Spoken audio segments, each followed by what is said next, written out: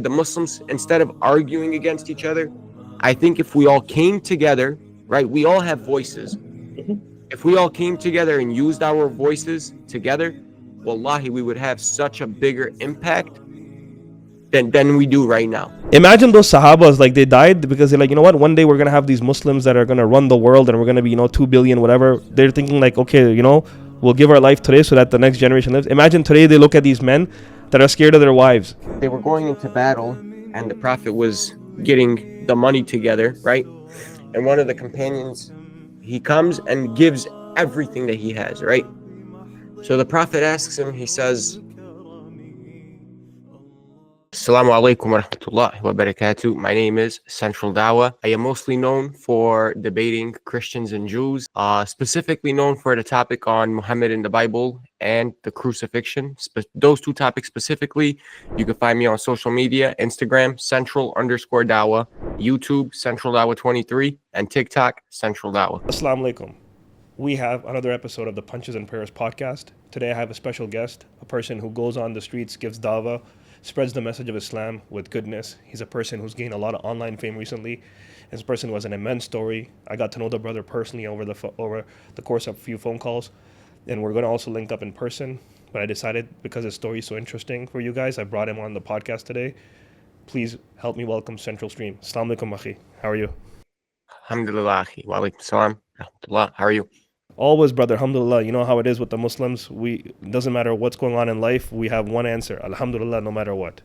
Alhamdulillah, no matter what. I like that. We have a lot to thank for already because, we're fortunate enough to be living under these type of conditions with heating on and cooling on and getting your 3 meals a day. We don't have too much to complain yet. We always find ways to complain and moan and you know what I'm saying? But I genuinely think that in today's society, the way it is, how soft it is, us Muslim men should not have we shouldn't have the right to complain. Do you get what I'm saying? Yeah.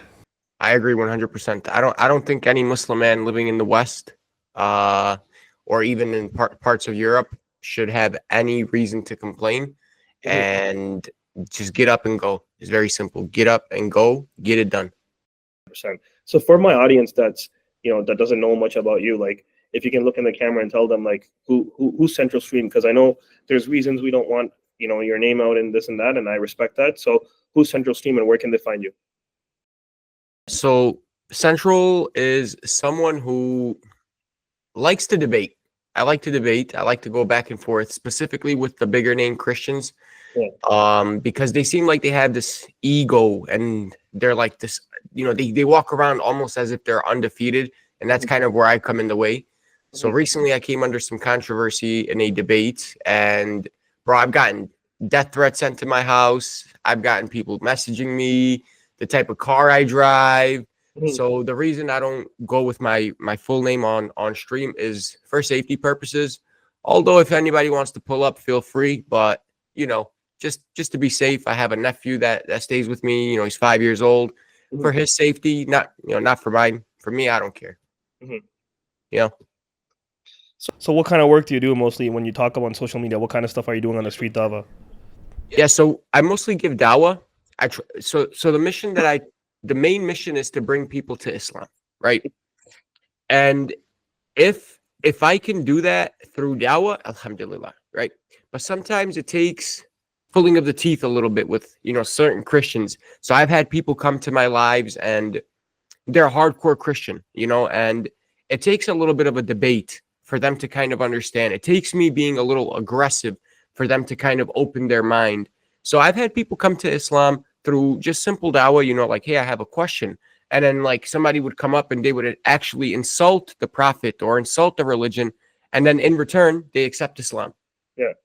So that's the goal that we as Central Dawa, we try to bring people back to Islam and closer to Islam. And we try to answer questions that Muslims have in private. So we're trying to do our best to give back to the ummah.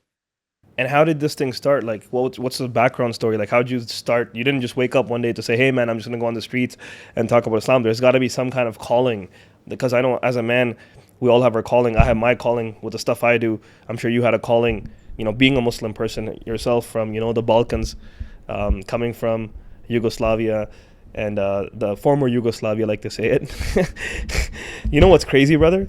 I have a lot of friends from your nations. You know, I told you some personal shit. The Balkans. The Balkans are some crazy people, bro. I could tell you that, man. Listen, I was in high school, bro. When I was in grade 12, like this is like 2007, 8, right? And when I was going to high school, I had a lot of Serbian friends. Let's put it that way. And racist, like their parents were racist. Their parents brainwashed the kids to believe that Yugoslavia is coming back one day, like the prophecy of Jesus alayhi salam is going to come back. These kids would say, watch Yugoslavia resurrect itself from the ashes and watch Red Star come back to win the Champions League. It was almost like they prophesized this Champions League and Yugoslavia all mixed together, bro. It was like, bro, these kids really believed it. Like they were delusionally involved in this rhetoric. And the reason is that I had this special thing with Eastern Euros. I was just very connected with them. I don't know what it is. Always most of my friends, by the way, for disclosure, are Eastern Europeans, like Balkans, the Serbians, the Ukrainians, the Russians. It's always been my life, right? But when they would open up to me and tell me these stories that they won't tell other people even. Like here's the crazy: Serbians won't tell Croatians this, by the way, but they told me this kind of shit. Like, yo, we actually believe that it's gonna come back and blah blah blah and blah blah blah. And so I would sit even with their parents and stuff, and I would preach to them about Islam, and I would keep my frame, bro. They would try to insinuate, but they understand they're in Canada, and they were nice, bro. To be honest, brother, like Balkans, they're all nice mostly. I can't talk like they have their beliefs, but they didn't try to put you down. They respected me. Like they would even buy halal chawaps for me and stuff from Bosnian stores, and they used to admit hey, Bosnian chawaps are the best, right? They all these debates and stuff, but it's funny how they believed in this the end of times is going to be Yugoslavia is going to resurrect out of the woodworks, and it's going to expand over Europe, and we're going to take over with our rhetoric. And anyways, that's basically I grew up seeing that, and then I have friends of all backgrounds, but it was kind of messed up because I had friends from Bosnia, Croatia, Serbia, and Albania. I had a lot of Albanian friends too. So I had to chill with every single group separately because the Albanians, when I'm chilling with them, they don't want Serbians around. The Serbians don't want Albanians around. So the Albanian eagle, the Albanian eagle. Yeah. So it was just it was a cluster F of a situation to be in, because it's like, yo, I like all of you guys. Like, why can't we all just sit on a table and chill? No, bro. This is the accent. No, bro. He's from Albania, bro. I can't. He's from Kosovo, bro. We had beef with him, and the Kosovo guy's like, no, bro, he's from Belgrade. He's from Beograd. I can't. You know what I'm saying? Look, even for Bosnians, right? Yeah. Growing up, I had this idea that I was gonna grow up, and I kind of in the back of my head, I kind of wished a war would go on back in Bosnia. It's like I'm getting on the first flight and I'm going to fight for my country. Yeah, that's how much the love for the country was instilled in you, at a young age. And that kind of leads into my personal story. So I spoke about it with the Muslim mom a little bit. So when the Bosnians came here to upstate New York, these people came with nothing. And they came with nothing in a dream, essentially, right? Mm-hmm. So our parents, they would go and work, and what would happen at work is they would get bullied, right? So, for example, I used an example of an Albanian lady. She was one of our good friend's mother. His name was Enes. Mm-hmm. So one day we're all just chilling, and so I have this cousin. He's about 8 years older than me. And this dude's 6'4", 300 pounds, solid. Mm-hmm. So he starts this little clique, it's maybe 15, 20 of us. Mm-hmm. And he's just bringing me around. I'm 14 at this point, right? Mm-hmm. He's bringing me around because I'm his cousin. So one day we get my cousin gets this call from Enes's mom, and she starts telling him yo, I'm getting bullied at work. They're taking my food. They're making me do work I'm not supposed to be doing. Mm-hmm. So we pull up, give this guy a little beating. And she never got bullied since. You know what I'm saying? So the Bosnians, especially my generation and the generation after mine, my cousin's generation, we really stuck together. And there were some Albanians that rocked with us. So we were all kind of united. And then my cousin ends up going to prison. So now you have this big gang that just kind of like didn't have a leader, right? Yeah. And I kind of told you this over the phone, like a lot of problems that my cousin took on, I kind of inherited because I was his only family here in upstate New York. And then a lot of the other guys started getting involved in shit like drugs. A lot of them got deported. A lot of them got locked up. So then it was kind of like my generation who kind of stepped in and took over. And I was always that guy that was just like, I'm down for whatever. Like, whatever you guys want to do, I'm down. I got like into a lot of trouble growing up. And I mean, we could talk about that, or if you want, I could just... No, go ahead. No, go ahead. It's all yours. Go ahead. The mic's yours. Okay. So... And this is the first time you're going to share this, correct? Yeah, I've never spoke about this. Go ahead. Yeah, so okay. So I had a friend, I don't want to say his name. Yeah. Maybe he may be watching. He was dating this American girl, right? And her younger brother commits suicide. He was maybe 12, 13 years old, right? Okay. So her brother commits suicide, and these were like redneck Americans, like, you know, like howdy, bud. Exactly, like make America great again. From Missouri or Ozarks. Yeah, bro. Like that. So her brother commits suicide, and she throws this like huge party for him. It was like a bonfire pit party, and this kid Derek, this kid Derek, comments on the Facebook post, and he says, "If your brother was alive, I would make him kill himself again." So I'm like, dang, like that's messed up, you know? So she asks me, she's like, Central, can you tell him, like, chill out, you know? So I messaged the guy. I'm like, yo, calm down, bro. Like, it's, you know, why would you even say that? So he says to me, he's like, I'm going to come to the party. I was like, you come to the party? I was like, it's not going to be good for you. Right? So we pull up to this bonfire, and I'm leaning up against the hood of my car. And next thing I hear is, yo, Central, Derek's here. So I look across the fire, and I see this kid literally sitting, holding like this Corona bottle. So I'm like, nah, ain't no way, bro. So I walk over, I whisper to him, I'm like, yo, you got 10 seconds to leave, or all of those dudes back there are coming here. I had a bunch of my guys with me. And he was like, all right. So he leaves, right? He leaves. And about like 30, 45 minutes in, I go back to where he was, and I had to use the bathroom. Obviously, we're in the woods, right? So I'm using the bathroom, and I could see like this light shining behind me. So I'm like, who's behind me? Like, what the heck? So I turn around, and this kid is sitting in the front seat of a car with the seat leaned all the way back, and he's like on his phone texting someone. So to me, that was like, yo, I asked you to do something, you didn't do it. Mm-hmm. That's disrespectful to me, right? Mind you, I'm like 17, 18 at this point. Mm-hmm. So all I did was shout, yo, Derek's still here. Everybody rushes over. Long story short, we ended up getting inside of this car. Mm-hmm. This kid's jaw gets broken. His ribs get cracked, and we get in a little bit of trouble. Mm-hmm. So that was kind of like the first time where I experienced, if you want to say, trouble. Mm-hmm. And then I got into a little bit more trouble in my 20s when I was 20, but we'll talk about that in person, because that's some like crazy stuff. Yeah. Like, you know, some real crazy stuff.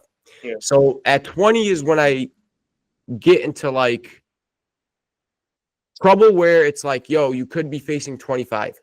Yeah. Like, you know, you really could go down for something. And the thing is, I had nothing to do with it. So I was like, all right, you know, I need to chill out. So at 21, my father passes away. So I'm like, okay. All I've known the past 7 years is the streets. I don't know nothing else, right? So what do?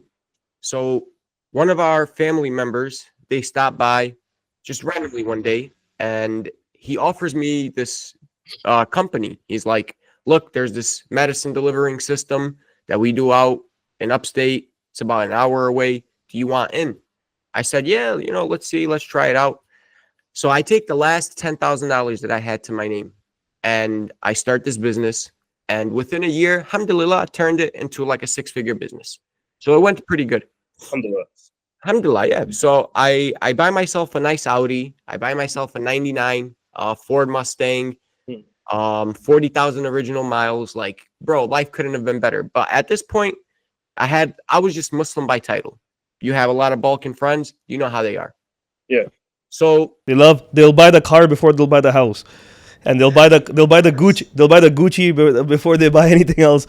of course, bro. Right, I know the Balkans. I know is like they get a little bit of money, they'll just go and flash like crazy. Living in a two bedroom, but the car is a new Mercedes. You know. It's, bro, there's people still till this day, right? They live in the projects, but they got like G wagons. Yeah, bro, I know the whole. There's one of my Albanian friends. Just to tell you, when I was young, he was an older guy. He won. He didn't win anything. He won the. He had some kind of insurance thing where he won insurance money or something. I forget. Like some kind of insurance settlement he won. It was like $1 million settlement. The guy, instead of buying a house back then when houses were like 300, 400,000, he could have bought like 3 of them cash. You know what he does? Buys $1 million worth of cars, Porsche, G-Wagon, Range Rover, whatever. I bet you that guy is now still working in a factory or something again. Like he actually has a job, packing meat or something. Albanians and all you guys have that flash life. Flash life, especially like the younger generation. The older generation, not so much, but the younger generation, definitely. Like the first thing I got was an Audi. Yeah. Right. So I start this little business, it turns successful. First thing I get is an Audi. But alhamdulillah, at that time, right, my father had paid the house off. So he made sure that was done before he passed away. Alhamdulillah. So I get the Audi. So now I'm driving this Mustang and I'm in love. The Mustang is like my dream car, bro. Like American street muscle. You're cruising. It's a white car.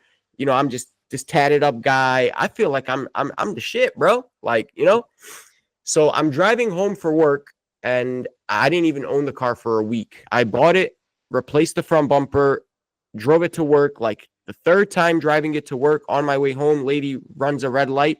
Mm-hmm. I T-bone right into her, totaled the Mustang. So I'm like, all right, it is what it is. Mustang's cooked. I still have the Audi.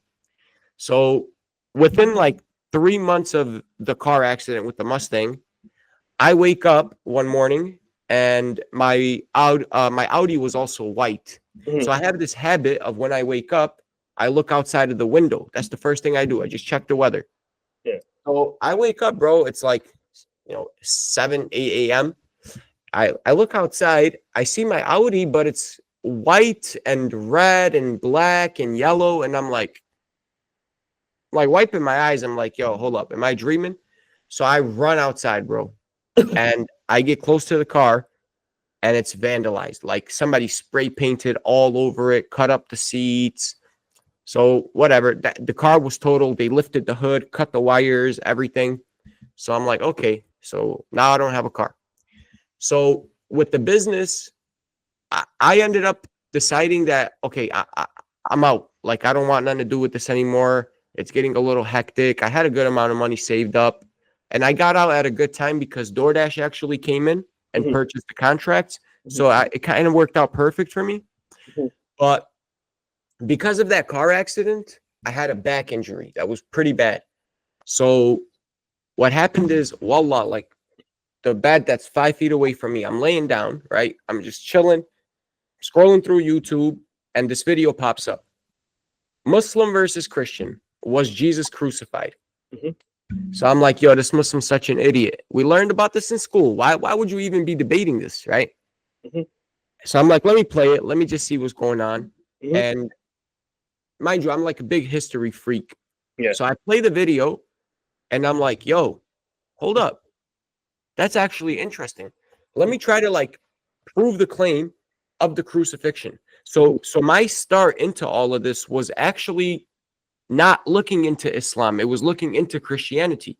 Mm-hmm. So I said, look, if I could prove the crucifixion happened, then I disprove the Quran, right? And I disprove the claim of the Quran. Mm-hmm. And I kept trying and trying and trying and trying. And then I come across the claim of the Quran. They neither killed him nor crucified him. Mm-hmm. All they do is follow conjecture and hearsay. And I was like, yo, I'm looking at my research and it's nothing but conjecture and hearsay. And that's kind of how everything just took off. From there, it was just like game over. Mm-hmm. So that's kind of how everything started for me. And then when did you start the street Dawa stuff? So the street Dawa. Okay, so I started going live on TikTok first, and I was telling you on the phone, my first ever live, right? I got baked by this Christian. So I was like, yo, I need to take a step back. I need to study a little bit more. Mhm. So I go back to the books, go back to a little bit of research, and then I go back to TikTok and I start making like a quote unquote name for myself. Like people start recognizing Central Dawa. So I'm like, I guess whatever I'm doing is working, right? Mhm. So I'm doing all of this stuff on TikTok. My name is getting out there, but people want to see more, right? So it was a brother from San Diego. He actually is one of Sheikh Uthman's good friends. Okay. He asked me, he's like, yo, why aren't you doing street hour? Is that And I was like, the Warner, right? no, not the Warner, but the Warner is somebody who encouraged me as well to do it. Good. Nice. So yeah, alhamdulillah. So he encouraged me. He's like, why aren't you doing it? He did too. But no, it was his brother named Muhammad. He's not really like in the In the on the scenes. Yeah, he's just behind the scenes kind of guy. Mhm. But me and him have a very, very, very good relationship. So he hits me up. He's like, yo, why aren't you doing some street hour, right? And I'm like, look, bro, I live in upstate, small city, bunch of crackheads. There's really nowhere for me to do it. Mhm. So I was like, the only place for me to do it would be New York, but it's a 5-hour drive. So I would have to stay there at least 3 days. So he was like, full send, go ahead, trips on me. I'm like, hey, all right. So we go to Times Square, and from there, it just kind of happened. It just kind of spirated into this thing where we go, set up, and start giving street dawah. And alhamdulillah, we're actually thinking about going in the next week or so. We're just trying to find someone to sponsor the trip, and we'll be out there, inshallah. If you're liking this podcast and would like to have more content like this, please remember to subscribe and share our content. It means the world to us. Now let's get back into the video. MashaAllah, bro. MashaAllah, bro. That's sick. Yeah, so I've seen your videos, and I had some questions. I have some questions of my own that I've been meaning to ask this from Sheikh Uthman too. I'm waiting to have a sit down with him. It's like on my bucket list because, we talked about how earlier we're talking about the Bosnian war and stuff like that, bro. I personally come to the conclusion, and I say this to all my Muslim friends, the mushrikeen are not our friends, and they'll never be. It's a claim Dawa in the Quran, and I don't know why we always try to pander to make them or try to convince that we're going to be friends and live in like this. Like even when people say, well, Justin Trudeau did this, or that guy did this, or this guy did this, my answer is, what'd you expect? When they say the Yahud did this, or the Christian community did this, my answer is, what'd you expect? Didn't the Quran warn us that they'll never be your friends? I don't understand why. That's my element. So my question is, my biggest question when I see like your Dawa, and I've seen also Sheikh Usman, and I'm the Warner, and all the other brothers, and first of all, let me make a disclaimer. I am no scholar. I am not no mufti. I am not even close to anything. But what I don't get is, why do we pander to this pickup line that we use in these Dawa communities of like, Jesus was a Muslim. Jesus was a Muslim. Oh, and then we let the Christians kind of wheel in, and then we try to hook them with something else. I don't know, maybe I'm wrong. I'm sure I am wrong because I know scholars are doing it. But why do you think they use that rhetoric to kind of hook them into Jesus was a Muslim? Why can't we just tell them everything like, hey man, like, nah, like we can use something else? I think personally, I feel it's overused because those videos go viral like Jesus, and then some crazy Christian starts a fight or this, that. I'm just like, why can't we just say, hey man, it doesn't matter what Jesus, technically he was a Muslim by terms of like, okay, he believed in one God, but he wasn't a Muslim. He wasn't part of our ummah. Like he wasn't part of our ummah, right? So it's like, why do we have to use that kind of like the bait and switch to like get them in? And I personally, and this is just me personally, and I have no right to say this to a scholar, but I disagree with that approach. That's just me. Because when I sit with Christians and Jews, I tell them explicitly everything, every detail, and they respect that. They actually respect that. I have a lot of Christian Jewish friends. We talk the controversial topics, and they're like, you know what? At least you don't beat around the bush of like Islam is peace and it means peace. Nah, man, it doesn't mean that. It means submission. We have warriors too. Like when Islam's the most gangster religion that exists. If you want to be a real masculine gangster, there's nothing but Islam. Everything else is a feminine version of thing. Like, one of the things I always say in my thing, like even the Christians, when they talk to me in my men's group and in this thing when we started the boxing for divorced men, it's like, your religion's the most gangster thing. 4 wives, like who has that? And I always say, I'm like, listen,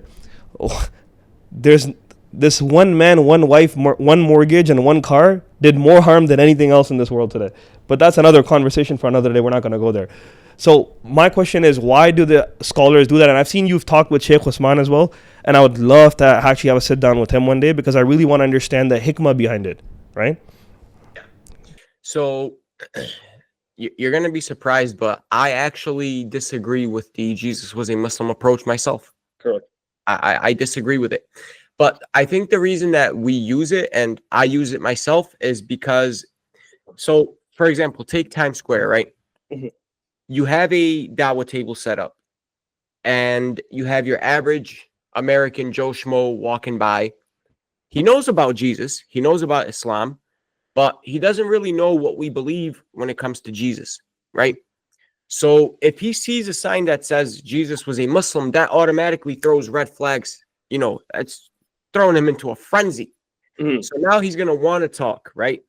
So how was Jesus a Muslim? You kind of brush that out of the way, take 30, 45 seconds, get it out of the way. Now let's get to the nitty gritty of, you know, what we actually want to talk about. But I disagree with that. I don't disagree with the phrase. I disagree. I agree that it's overused. Yes. Very overused. Yeah. And I also think it makes us look weak that we have to use that, right? Like, I always, whenever I look at any video, I'm a sales guy, I try to critique how somebody who's looking at the message constantly looks at it. Even myself, I critique myself the same way. The stuff I'm talking about, like, I make a lot of analogies and stuff, but sometimes I'm like, okay, what rhetoric can be used the wrong way, or show a point of weakness, which is not my intent, because part of being men is strength and showing, you know, strength and faith. And the other reason I also disagree is because I almost feel like, I think we focus too much on like forcing this conversion of Christians or whatever, whereas Islam doesn't need anybody. It's our job to do the dawah.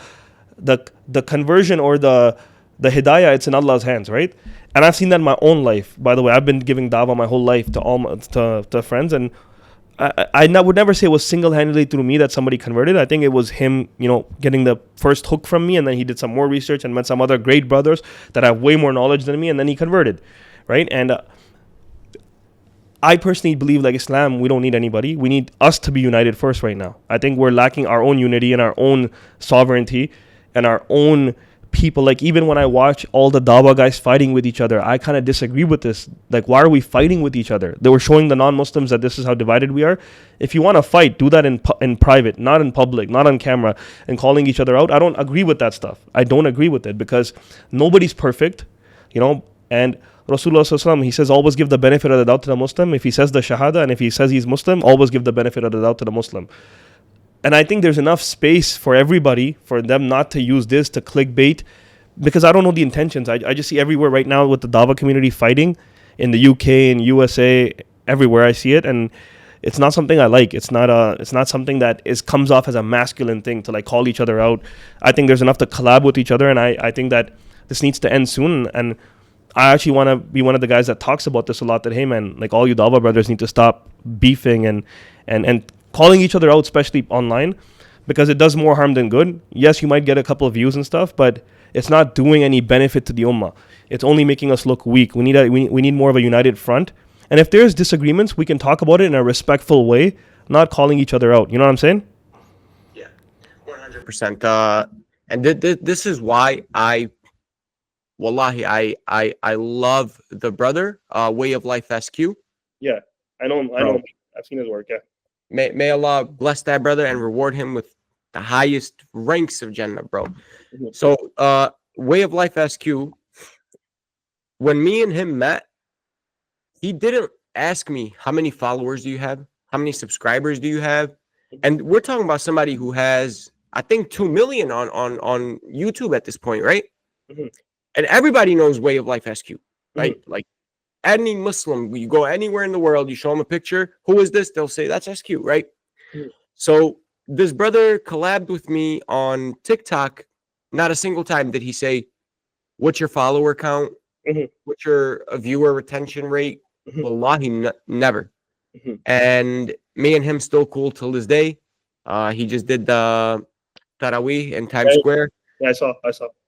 Bro, it's people like that, like, and he said it himself on one of the streams, like, why should I care how many followers someone has, right? We're saying the same thing.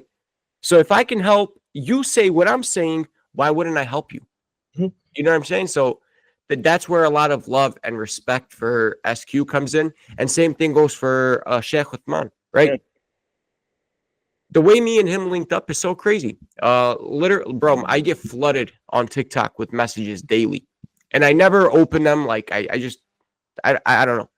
So one day I'm doing a live and I get a message on TikTok, want to come to San Diego. And I'm like, is this a troll? Could it be a troll? So I respond like, yeah, what's good, you know? So the person responds, they're like, okay, here, text me. Shoots me a number. I text the number. They're like, yeah, come link up with Sheikh Uthman in San Diego. So I'm like, nah, this is definitely a troll, right? So I'm like, okay, like when, how? And the brother goes, why don't you leave in 3 days? Like head out in 3 days. I'm like, that's short notice. He's like, don't worry about it. I'll take care of it. He's like, send me a picture of your license so I can get your info. I sent him the picture. Next thing you know, itinerary sent to my email. I'm packing my bags. 3 days later, I'm in San Diego. That's how quick it happened. And again, nobody asked, how many followers do you have? How many subscribers? None of that, right? So I think, like you said, the Muslims, instead of arguing against each other, I think if we all came together, right? We all have voices. Mhm. If we all came together and used our voices together, wallahi, we would have such a bigger impact than we do right now. Because I look at the Christians, for example, right? They got three main guys, three. And I don't want to say their names. I'm not giving those clowns clout. Mm. But they got three main guys, and their entire, like the entire Christian ummah is literally behind these guys, ride or die, son. Yeah, Like people would do anything for them. yeah, And it's like, I really wish that the Muslim ummah would be like that for us. 100%. You know what I'm saying? 100%. So, yeah, I agree with you 100% with that. Yeah, and here's the thing, even Muslim Ummah, like you could see some of the controversial stuff I talk about, they take personal attacks instead of even talking about the substance. It's like, why do you want to do that? Like, why hit somebody personal? Like, oh, you look like this or you look like that. I'm like, bro, you don't even know me, man. You're on a screen, like you don't even know what I'm doing it for you. If anything, all I'm doing this for is for the manosphere anyways, for the Muslim man, right? When I speak about men's rights, they all get like, the soft beta males are like, oh my God, like you're talking, this is toxic, whatever. I'm like, I'm doing this for you. So when you go through this stuff and you understand how women can be in today's world, then you're going to cry. Then guys like you will cry. And then you're like, oh, I'm putting this message out there for you. So you just know. And that's my intent. You know what I'm saying? Yeah. So the reason I like your content is because I can't relate to it personally because I've never been married, right? Yeah. I have a best friend. Right? May Allah bless you with the 4 wives. We'll focus on getting one first. Yeah. Inshallah, You get my joke. You get my joke. So I have this friend, like literally, bro, I grew up with this kid. Like we lived in the hood together, and then his mom ends up marrying this rich guy, and he moves out to where I live right now, and he was like to his parents, like, I'm not going anywhere. Mind you, we're like 10. He's like, I'm not going nowhere unless Central's there. That's how close me and him were. And he's Puerto Rican, right? So he goes off into the army, and he's in boot camp, right? So mind you, these are the days of Jahiliyyah for me, right? So what I'm about to say next, guys, don't hold it against me. Yeah. So he finishes boot camp, son, and he hits me up. He's like, hey, man, it's been 3 months. I haven't seen a girl. I haven't been around a girl. Like, when I get home, do you know any girls I want to chill? So I'm like, yeah, I could find you somebody to chill with, you know.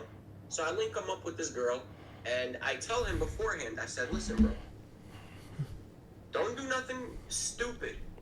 This girl is not the person you want to, spend the rest of your life with. I'm telling you that as a brother, right? Mind you, I've known him 20 plus years. So he's like, all right, whatever, right? Next thing you know, he comes home from boot camp, spends the night at her house, and I'm like, yo, son, what are you doing? Like, I told you not, to make a very, very long story short, he ends up getting her pregnant. They end up getting married we call it, like Bosnians, we call it the American marriage. Yeah, I know what you mean. You Yeah, just live together. Yeah. You're considered married, right? yeah. So they're living together. They have a kid. Bless you, bro. Yeah, thanks. They have a kid, and one day he pulls up to my house, bawling his eyes out. I'm like, yo, what's going on, man? It's like, look, bro. I got home from work. She got home from work. She went in the bathroom. Her purse fell on the floor off the couch. So his son was like playing around, and he knocked her purse down, and condom wrappers fell out of the purse. Mhm. So he's like, bro, those aren't mine. So I was like, yo, no way. So he approaches her about it, and she opens up and tells him, I'm pregnant, and it's not yours. Mhm. And I'm like, damn, bro, why are you here crying? Yeah. Like, what am I gonna do for you? Yeah. Go do something about it, bro. Yeah. You know? So, and this is where it's like really messed up, is he was the provider, he was doing his thing, he was the caretaker, Mhm. and she was the one that was going out partying, doing all these, all this crazy stuff, and now she has his son, Mhm. and he doesn't have access to his son. That's the crazy part, bro. That's the part that's ruining a lot of houses, bro. Is this access stuff? They use the laws against them, man. It's crazy. And it's happening everywhere, by the way. It's not happening just in North America. Would be doomed. It's happening in all the third world countries as well. It's happening back home in our countries as well too. Whether you want to accept it or not, this whole Me Too and feminist movement, they've got their hold in every government and stuff like that. And they have numbers, bro. They don't have substance, but they have numbers. And the problem is, in our defense, when the manosphere comes out, or either it turns into red pill, our substance has substance to help these fathers, right? They can't see their kids, but unfortunately it gets twisted around, and not a lot of support comes in this because men are too embarrassed to speak up against men's rights and stuff like that, and they feel like they just have to suppress things. But it's like, no, man, like men need to speak up at this time because the world is going unaccountable. It's going unchecked. After we built the whole world, right? We built the Burj Khalifa to put Mia Khalifa in charge. You know what I'm saying?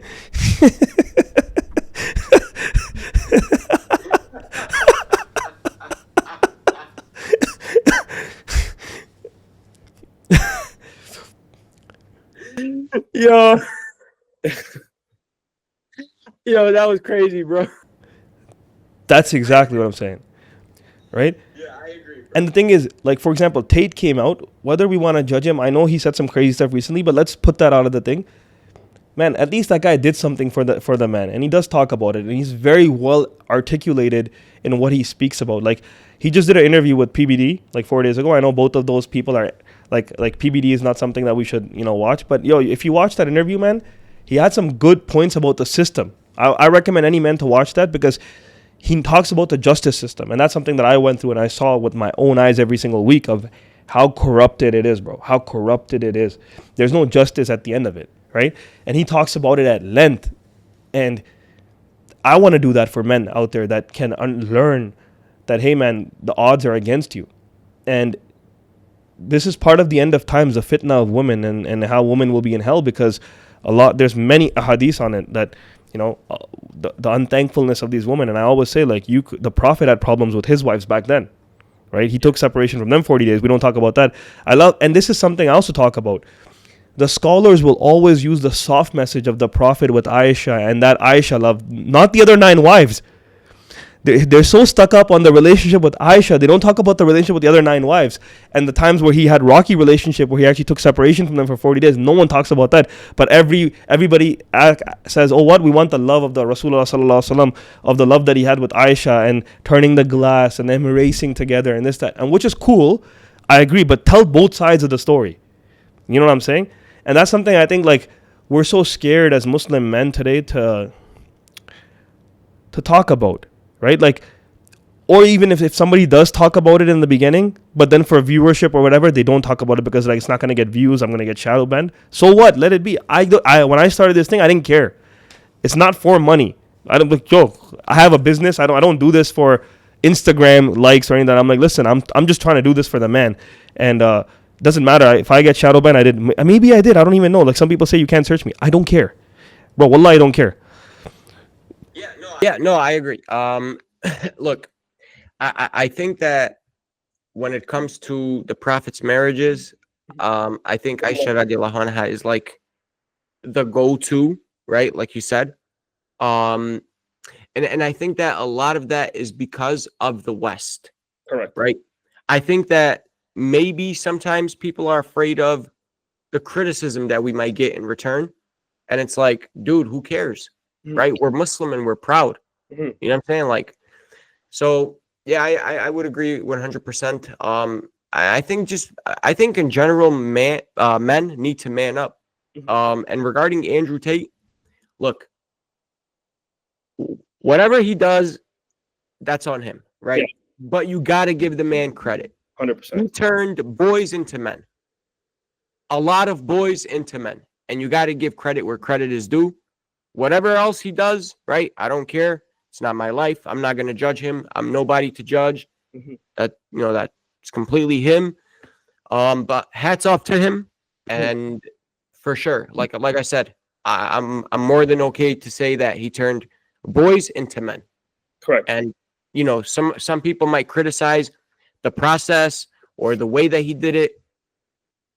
He still did it. For me, the only thing I have against him is the stuff that he said like recently about like just the Muslim stuff and the Palestine issue and this and that. But like he doesn't know how to put himself yet there, and I think he's learning. I hope he does learn, because at the end of the day, we need strong brothers, right? And I think that's a person that if he gets the right message, and if he utilizes the message the right way and articulates himself that way, he can do a lot of good with a combination of everything that he knows.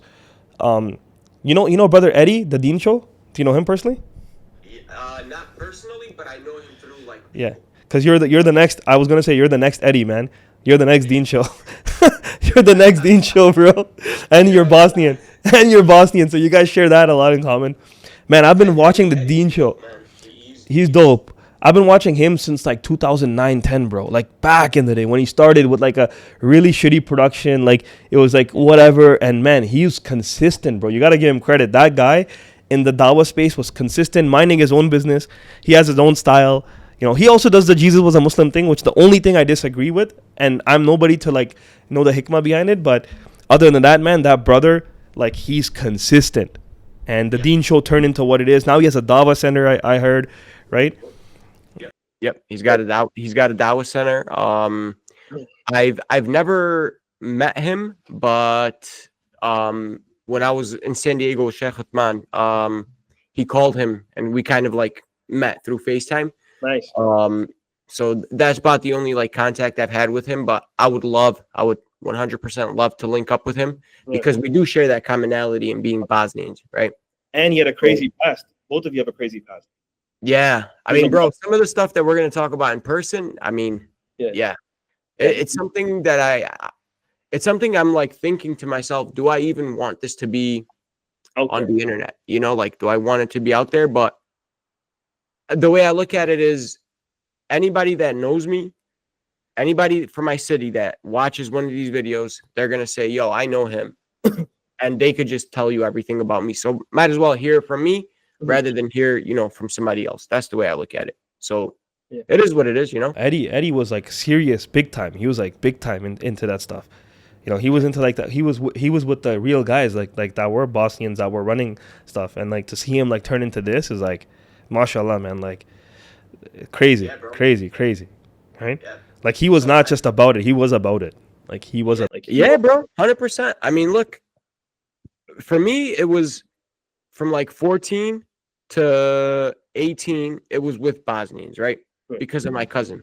And then from 18 to like 20, it was Italians. And those Italian guys, man, I can tell you one thing, they don't play. Yeah. So that's where really like those 2 years is a lot of shit went down, bro. And we'll talk about it in person. For sure. What would you say is lacking today in like Muslim men, bro? Like our viewers are we have it's basically this was a thing put together for men and to understand men's rights and fathers' rights. Like what are you seeing in the West of like how are they crumbling and doubling down on attacking masculinity as a whole. And the more masculine you are, you're going to end up in jail or end up with, consequences. And the more feminine you are, you'll be celebrated. Like if you cut, like this is something Andrew Tate talks about, and I agree with you.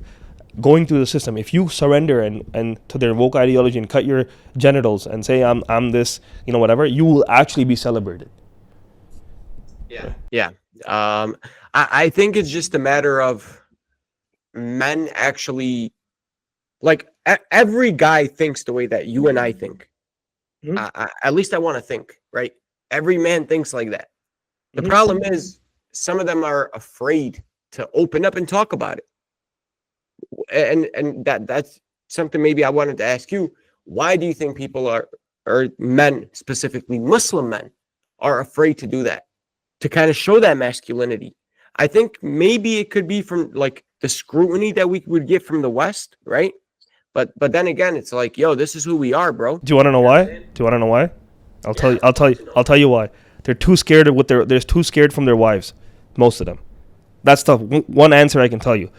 Most of these guys in men's circle, when they're chilling and having shisha with the boys or whatever, they all talk the biggest game. Bro, they talk the biggest things, And as soon as they get into the Corolla or the car with the wife, and the wife sits next to them, oh yeah, what were you talking about? Oh, nothing, honey. And then they go the complete opposite of going down on their knees and, begging for mercy and just like real un-Muslim, un-masculine stuff, bro.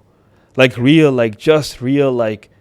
low stuff. And this, babe, I'm with you forever and I love you forever and all this BS, bro. It's all this like BS stuff, right? And I can tell you that being a man who's unplugged from all this, because everything is conditional, right? The only unconditional love you're going to have is from Allah. And even then there's a condition. The condition is you have to remember him and do what he says, or else you don't get Jannah, right? So these women that say like, I love you unconditionally and this and then, their guys are like, baby, I'll take you to this or that. It's already a facade. It's already a lie, man. It's already a like just garbage being spewed, right? Built on a false premise, yeah. Correct. And that's how Muslim men have become, right? They followed the kuffars. They let a Christmas tree come into their house. They let go of their masculine, frame. Like, how many Muslim houses have trees in their house? Just because the wife said, I want a tree. Muslim wife saying that, and it's like, okay, I'll do this, right? Instead of putting their feet on the ground, because you know what they're worried about? She's going to divorce him and run him to the ringer. But my thing is, so what? And so what, right? Most men come to me and they tell me two things. I can tell you this, my statistics. This is not world statistics, but people that come to my safe space and talk to me, Muslim, non-Muslim, let's just say 90% of them that are in marriages after 7 years are only in it for the kids. They're just roommates with the wife, most of them, and they're scared because they're like, you know what, I'm gonna go run through the ringer and I don't want to do that. I'd rather just be this hush guy and deal with this. And they let go of themselves by doing so. Their masculine excellence just goes out the door, right? And then other guys, this is what they say to me: brother, you know what I love? You're speaking for us. I give you all the respect that you're doing this. I just don't have the balls to do this, which pisses me off so much. I'm like, well, why are we? This is a lot of my people that actually DM me. I get DMs like this every single day from guys that are in marriages and in conditions that have pictures with their wives acting like happy wife, happy life, and my hayati and all this BS stuff, right? Like, I can't live without you. They're the ones messaging me this kind of stuff, man. Yeah, that's crazy. Yeah, bro. My dad used to have this saying, right? So when I was younger, I had this idea of, I'm going to go to Bosnia, I'm going to go to the village, middle of nowhere, I'm going to find the prettiest girl, and I'm going to marry her, right? And my pops used to laugh at me, and he used to say, you can do that. As soon as she learns English, as soon as she gets a license, you're cooked, son. 100%. 100%. Like, yo, it's so true, bro. 100%, bro. But here's the crazy part. You know how you just said that? Today you get canceled for saying even just that. Yeah. But they don't understand that. The moment you give her a job or you give her a little bit of money and she thinks like she doesn't need that, that's it. It's over. That pinch of freedom. But like I said, we did that as men after building the world without keeping accountability. We should have had a tax like, hey, if you want to use the elevator we built to go up this building, this is what you have to do for men. But no, Mia Khalifa, go up to the Burj Khalifa and piss on all of us. Yep. For free. And these men take it. Bro, these men bend over, take it. And all I'm saying, I'm not even, like, some people get this message wrong, bro. I'm all for women. I'm all for women's rights. I'm all for, Islam already did that. It's just, where did it go wrong? This past 150 years or so, let's say, give or take, where all these, religious institutions and churches and all of them got together and said, we're going to, demasculate the men slowly, right? Like, what about the guys that died in World War II? What about the Bosnians that died in those wars? What about all these people that actually gave their life for humanity? These ancestors are looking at us and being like, yo, what the hell? I'll give you a personal story. When I went to Saudi for Hajj, I did my Hajj in 2017, right? So I was like, I'll tell you one thing crazy. Even before I got married, my first time around, I couldn't marry the woman because I was like, I cannot give a woman her right before I give Allah's right. So I went and did Hajj first before I even got married, because my zamir was like, my heart was like, I cannot give a woman her right before I give Allah's right. Wallahi, that was the intention.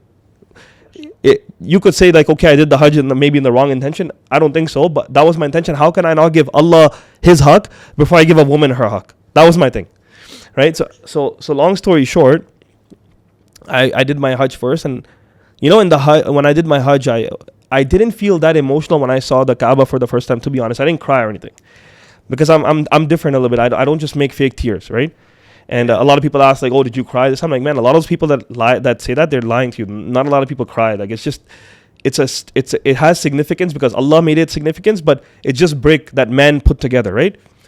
When I really like just cried and broke down was when I went to the graveyard of Uhud, bro.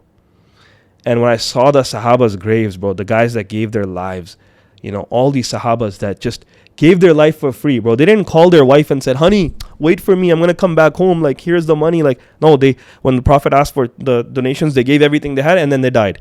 And they were dying with honor, saying, I smell the fragrance of Jannah through Uhud. That was their thing.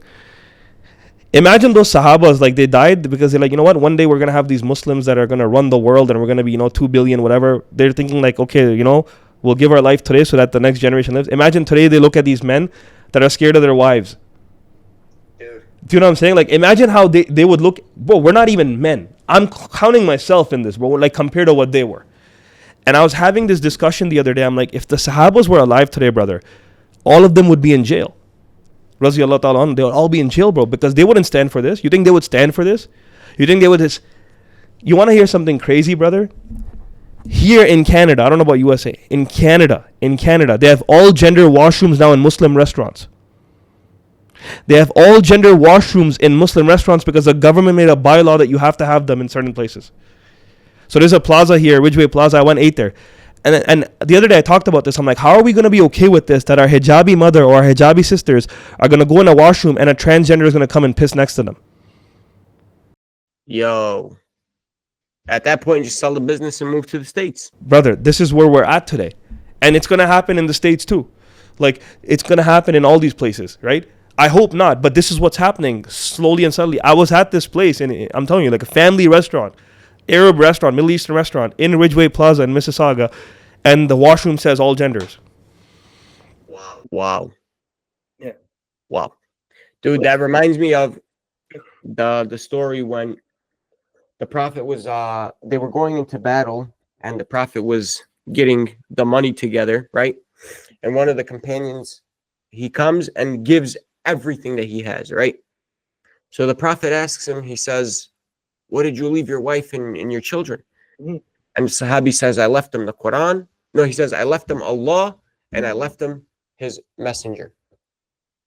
You think that woman complained? No, bro. She was content with just that alone. And I don't know. That's my first time hearing the whole Canada thing. We don't really see it much here in upstate New York, but yeah, I wouldn't. Brother, it's crazy. It's crazy times, brother. It's crazy times. Like, that's what we're like. This is a very common thing happening here, right? It's going to the point. Here's the other thing I'll tell you. In Muslim schools in Canada, they cannot talk about the gender topic. So if a Muslim student who's going to a Muslim school says that I'm one of these non-binaries, whatever, they have to accept it. And there's teachers getting in trouble. Muslim teachers that are disciplining the kids that you can't do this in Muslim school, they're getting kicked out of the school board. This is happening in Canada today. And they don't want it. And then they talk about khutbahs and they act all big like, oh, the help of Allah is coming. It's not coming like this, man. It ain't coming like this. You know what I'm saying? We got to do our part too. Yeah. Like, we got to do our part. And that's the other rhetoric that they try to push. If you think about it, you know how khutbahs used to be, like Friday sermons used to be back in the day. You felt enlightened. Now, bro, you know what they talk about in khutbahs mostly? The tawakkul of Allah and everything on Allah, and just sit at home and it'll all happen. Tawakkul of Allah will fix the issues of Palestine. Tawakkul of Allah will finish everything. Which, yes, it will, but you have to act. But they missed that part. They don't want to talk about that part because they're like, we'll be cancelled. Man, Canada's a failing state when it comes to this. Like, Canadian Muslim community is very soft. I don't know how the US is. Here, it's so soft, bro. See, we don't have much of it like here in upstate, right? But I feel like if it started to happen here, the people of upstate New York, specifically where I live, would push back. Mm-hmm. Just the Bosnian community alone would be the first ones pushing back. Mm-hmm. I know recently they tried to place a rainbow flag in one of the schools, right? And the entire Bosnian community surrounded the school and was like, nope, that ain't going there. There's no Bosnian flag in there, right? And people died for that flag. Mm-hmm. Yeah, you want to put that up? No, it's not happening. And they didn't put it up. Crazy, brother. It's about people coming together and actually saying something, bro. So what's your message for the Muslim man out there that's watching? What's your message? Like, as a person that's giving dawah, that's around scholars, what would you think is a message before we end the podcast today, because we're out of time, and I know we're going to do a one in person, but for the one that we're doing today, what is your message for the Muslim young man that's coming out there, that's in this chaotic world, seeing all this? How can we revive them to become like a chance to become something close to even our ancestors were, right? And save this ummah? What would you say? Look, I would say this: the West and everything it offers you is beautiful, right? But don't leave your manhood. Don't sell out your manhood for that freedom of the West, right? Like you were saying, having a nice, pretty blonde in the car, calling her babe, going to the restaurant, and she's stepping all over you. Mm-hmm.